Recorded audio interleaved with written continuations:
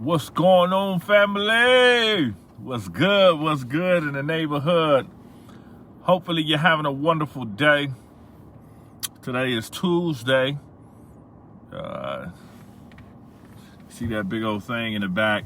Today's my son's birthday, and he loves to rap and sing and listen to music, so I'm surprising him with a piano or a keyboard with the headphones and the microphone. So listen, we might get another Dr. Abraham, which he become a speaker, or he might become the next beat maker, who knows. But we want to give kids opportunity to explore their talents and explore the things that they're interested in. If it's building, if it's singing, if it's rapping, if it's sports, we want to give kids an opportunity to explore, their talents and their purpose.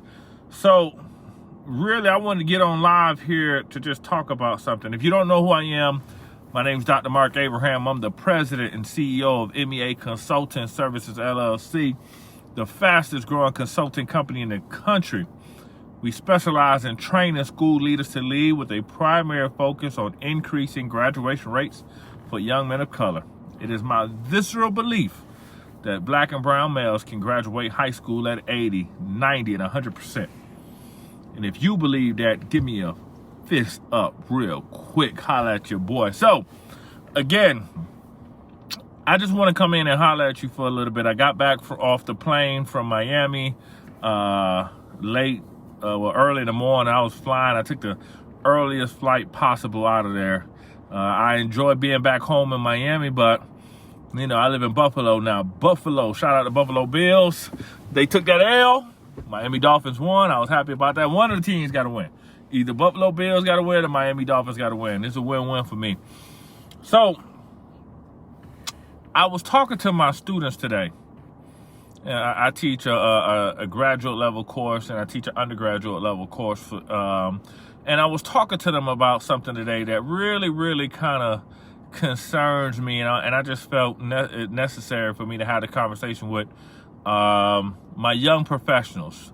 I'm talking about my 20-year-olds, 30-year-olds, beginning 40-year-olds. My young professionals. Somebody said, I'm 35. I'm going through a midlife crisis, I guess. But my young professionals, and if you're listening and you're watching in, check in with me. Let me know where you're watching from. I want to know that. So to my young professionals, one thing that I find is very concerning. When I get on social media, get on, Instagram, Facebook, Twitter, everybody's talking about getting the bag. I mean, you cannot pick up social media. You cannot pick up anything without somebody talking about getting the bag. It's like, I got to get the bag. I'm in my bag. I'm in my money. I'm doing this. It is so frustrating and overwhelming. And I only say that because if you are a young person and you're watching that, then you have a thought process that, like, oh, I got to get the money.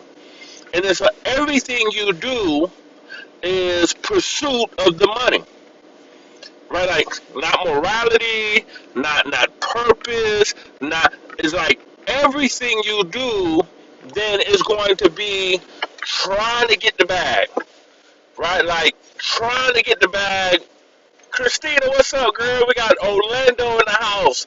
So everything you do is going to be with the thought process of, I'm trying to get money. So there's an old proverb that talks about money being fleeting. They said, like, don't go after money. Don't make yourself tired trying to chase the money, because money is fleeting. It'll come today and gone tomorrow. It'll take wings and sprout away. I always try to tell people the thing that we should be focused on is not a pursuit of trying to get rich. And not because that's a trick. Everyone that's telling you like, oh, you gotta get the bag, oh, you gotta get the money, you gotta get the money, you gotta get the money. That's a trick to keep you poor. All the wealthy people I know, they're not in pursuit of money, they're in pursuit of purpose. Again, all the wealthy people I know, and if you think about the most successful people you know, you think about how successful, and I'm not just talking about in a time and space right now, and where we are right now, a limited amount of success. I'm talking about longevity success. I'm talking about the people who, they get a day named after them. I'm talking about the people who really made an impact in this world. Their impact is not just money alone. You think about the successful people you know. Their impact, even if you think about Bill Gates, even if you think about Elon Musk, all of these people, yeah, they have money, but their success is not in the, oh, I accumulated all of this money, so that makes me successful. No, it's the purpose they have that they're giving to the world that then equates to returns of dollar. But if the thought process is, we're going to do, I got to charge my phone. If the thought process is, everything we do is going to be purely about getting the bag, that is a trick to keep you broke. The the the thing that we need to focus on, and the thing that you should be looking for, is your purpose. There's a book called Purpose Driven Life, so millions of copies. And this author was trying to get people to understand their purpose.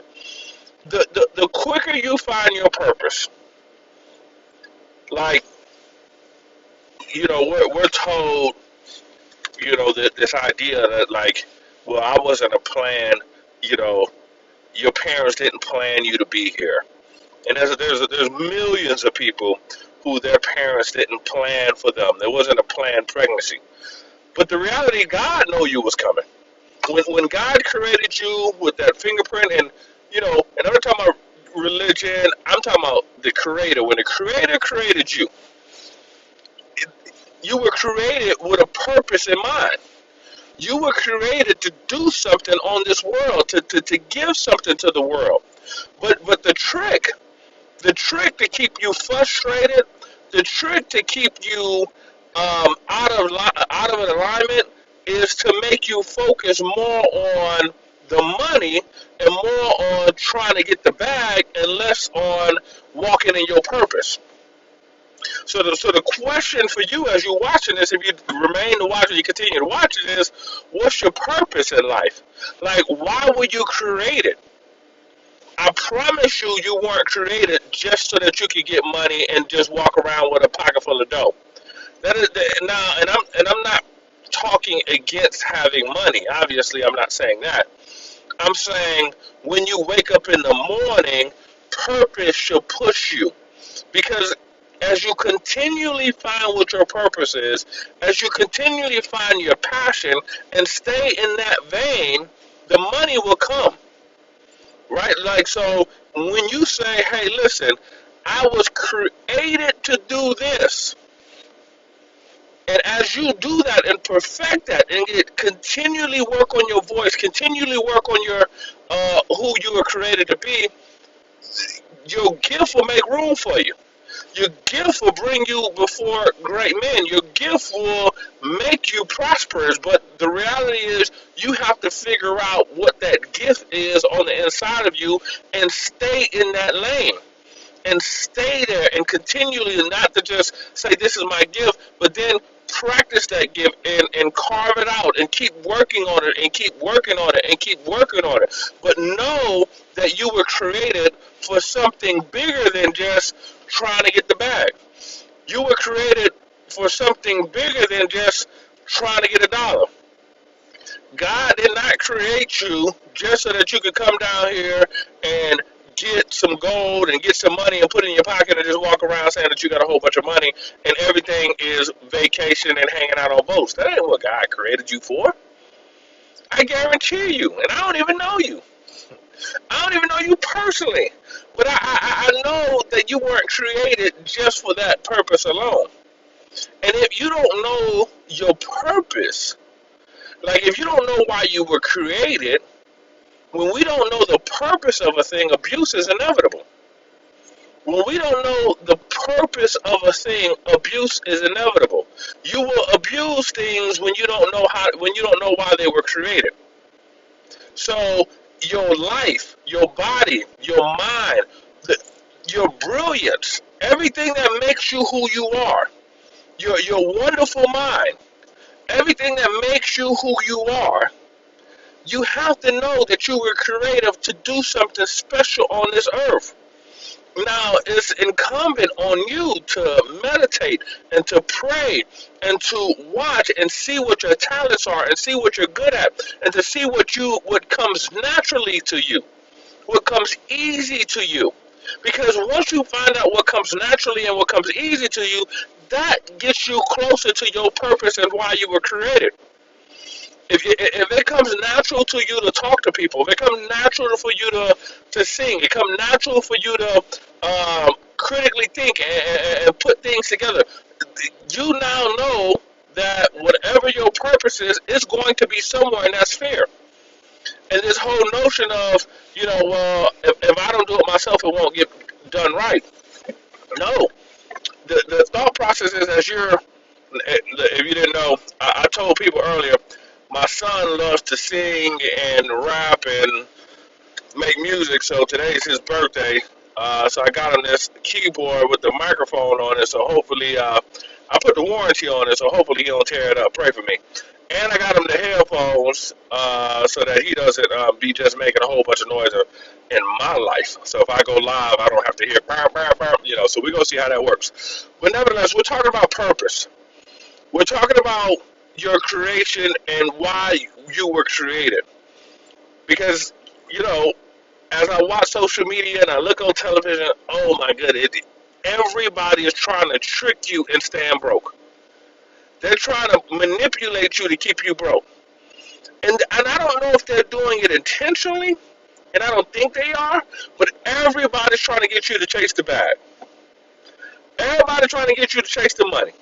Man, you gotta get the money, you gotta get the money. Man, I got the money, I got the money. And then they broke. And then money, even if you had a lot of money, it does not heal whatever's on the inside of you. Like it doesn't fill the hole of loneliness. It doesn't fill the hole of not walking in purpose. It doesn't fill the hole. That's why there's so many rich people committing suicide. So many rich people that are on drugs and drug addicted because there's not so much the money. It's, are you walking in your purpose? Are you walking in your calling?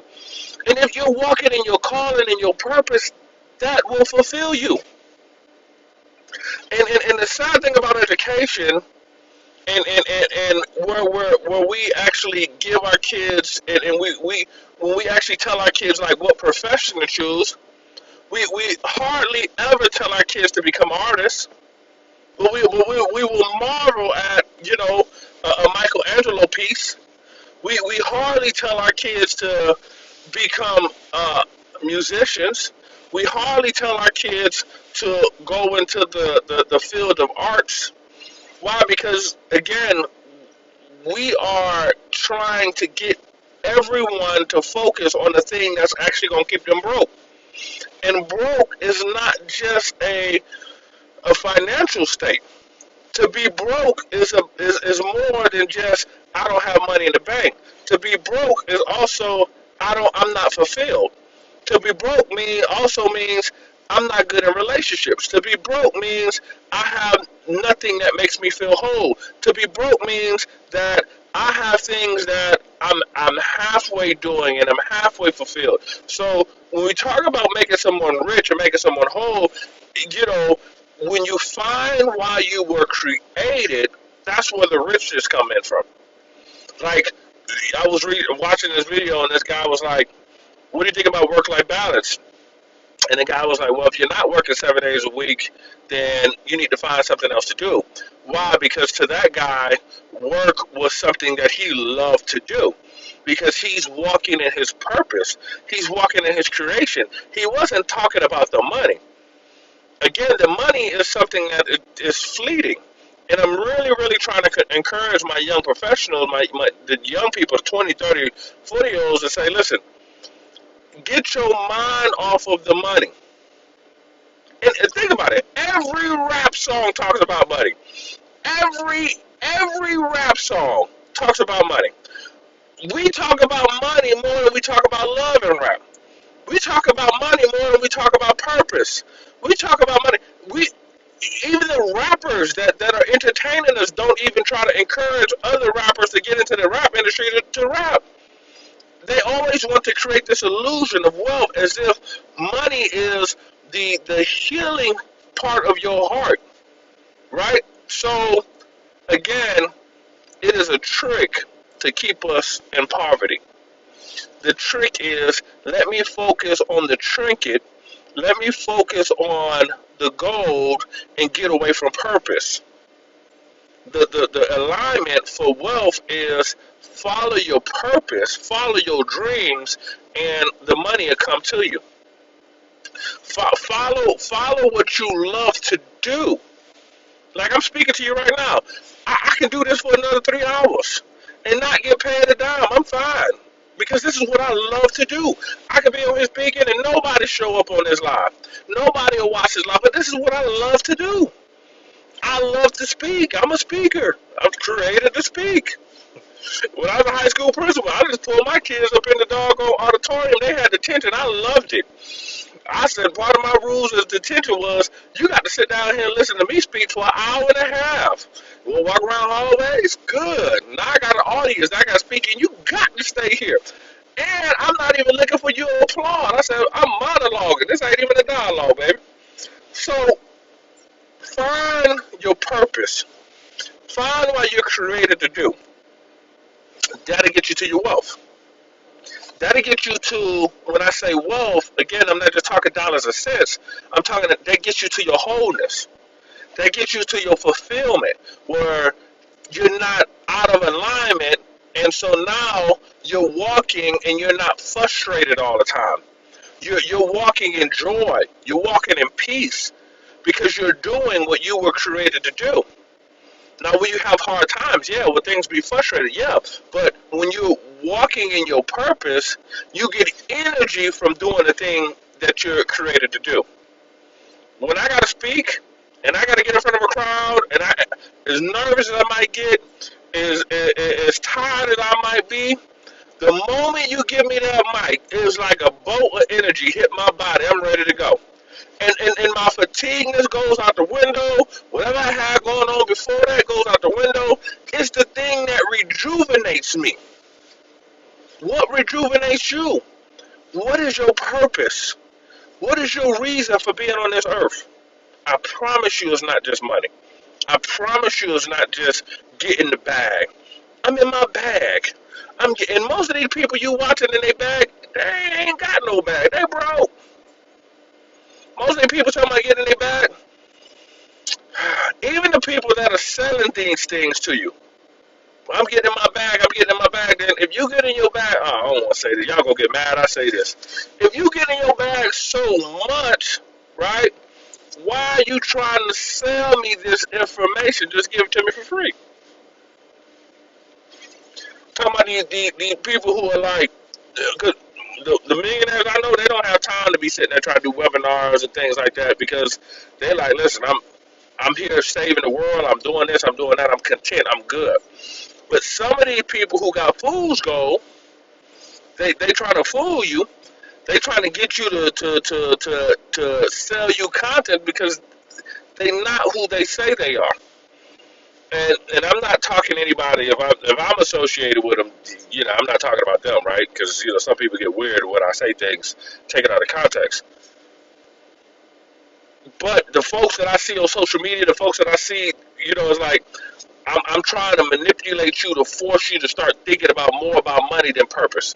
So, again, I wanted to share this with you, just something that was on my heart. You focus on your purpose. Number one, find what comes easy to you. Think about it. Like, take some time just to be reflective. What do I like to do? What comes easy to you? And then work on that. Number two, what is the thing that when you look at it either gets you upset or gets you excited? Like, I'm trying to give you some steps to help you find your purpose. What are the things that just like, man, I got to say something about that. I hate watching that, or I hate seeing that. That might be the thing you're called to. What are the things that you struggle with? Not like, um, not like some type of perversion. I mean, something that was like hard for you. Like for me, I struggled with literacy. I struggled in education. My friends were killed. Like those type of things caused that birthed my passion and my why. And what are the things that are the things that you have been broken in? Right? Like, is it a marriage? Is it relationship? Is it your relationship with your mom? What are the things that are a struggle for you in that sense that you've overcome? Because oftentimes the things that we've gone through, we have this idea that it was for us or it was so painful, so we don't want to share it. But the reality is, oftentimes, type Jesuses, we go through the battle. Somebody's calling me. We go through the battles and we go through the stress, not for us, but really so that we can be a support to somebody else. When I talk about getting a vote of no confidence, and people telling me that I need to lose, I need to get rid of them, I need to get kicked out of my job, and blah blah blah blah blah. I now use that so that I can support other principals and other educators. Because I didn't let that situation make me bitter. I let it make me better. So what are the things that you've been through that you don't want to tell anybody about? Today I'm trying to help you find purpose because I want you to chase purpose, not money. Chase your dreams, not money. Chase what you were created to do, not money. Find that place that says, I would do this for free every single day. And the fact that they pay me, what? Not money. The fact that people pay me and fly me out to their city to speak to them about something that I would speak to them for free is a blessing. So what I'm telling you today is chase your purpose. Find your passion. Find what gets you up every single day and then perfect that. And I promise you, as you continue to perfect that, the money will come. Somebody asks, how do you make a situation that may have made you bitter better? Hey, great question. Let me answer that. So when you're going through a situation and it's hurtful, what I had to do, so let me talk about me. I was a high school principal, and my first year trying to move a failing school into a passing school and making a successful school, I started to put systems in place.